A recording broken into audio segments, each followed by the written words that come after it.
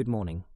You're listening to the War Update InfoPod, a clear look at what has changed overnight and what it might mean.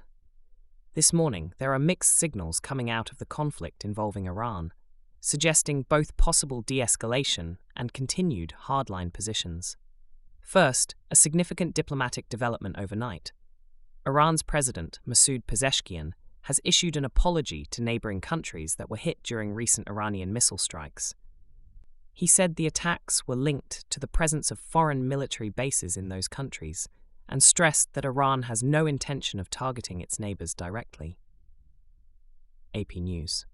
Iran's leadership has now stated that it will no longer carry out missile strikes on neighboring states unless an attack against Iran originates from those countries. The Guardian. In other words, Tehran is signaling that it intends to limit its military actions to retaliation, rather than widening the conflict across the region.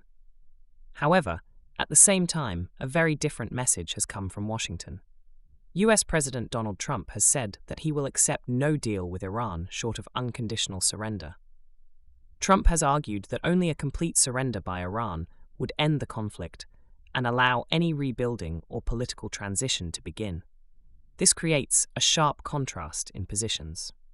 Iran is signaling limits to its retaliation, while the US leadership is demanding total surrender as the condition for peace.